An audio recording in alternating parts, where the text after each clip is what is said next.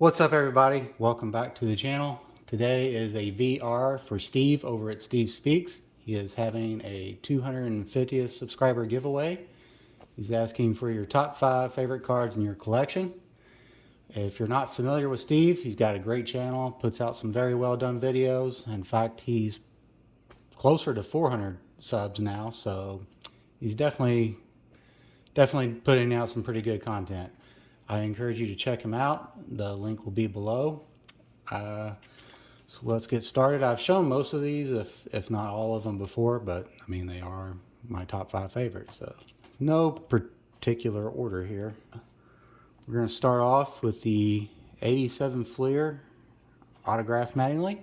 87 Fleer is probably one of my all-time favorite sets out of the modern cards. I got it autographed in person. Met Don Mattingly. He autographed a few things for me, actually, including this ball. And it's from his restaurant. The ball is from his restaurant. Mattingly's 23. That was in Evansville, Indiana. So my parents took me to the restaurant when I was a kid.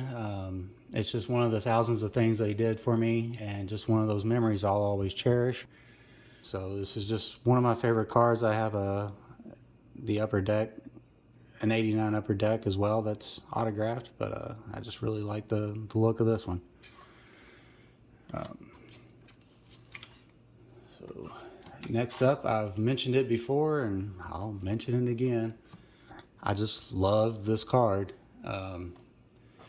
The pose, the color combo, for me, everything just works. I've been drawn to this card ever since I was a kid. I guess it's just the eye appeal for me. I don't know, can't explain it. Another card I had to have when I came back to the hobby, but never owned as a kid.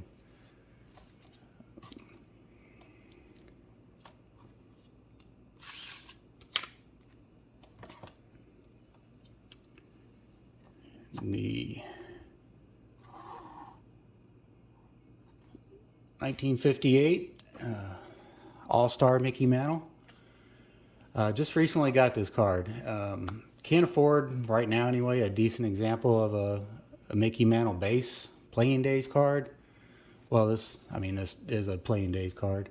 I love owning this card. I really like the look of the All-Star cards from the 58 set. Also, my son was with me when I was at the card shop, and he kind of thought it was a cool card. So considering he has zero interest in cards whatsoever, I figure that counts for something. So just one of my favorite cards that I have in my collection.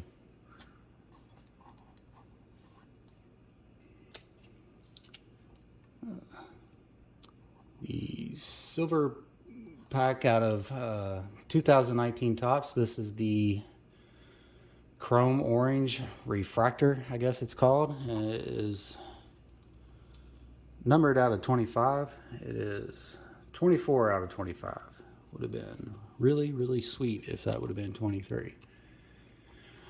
But anyways, I pulled this from a silver pack I got with a hobby box for Christmas of 2019. I had just got back into collecting.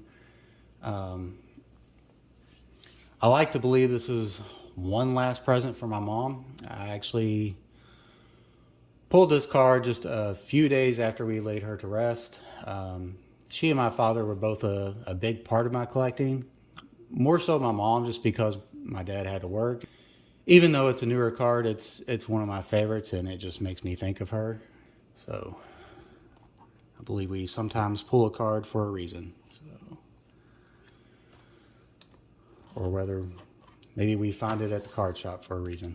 Moving on here, I've got the 1979 Aussie Rookie.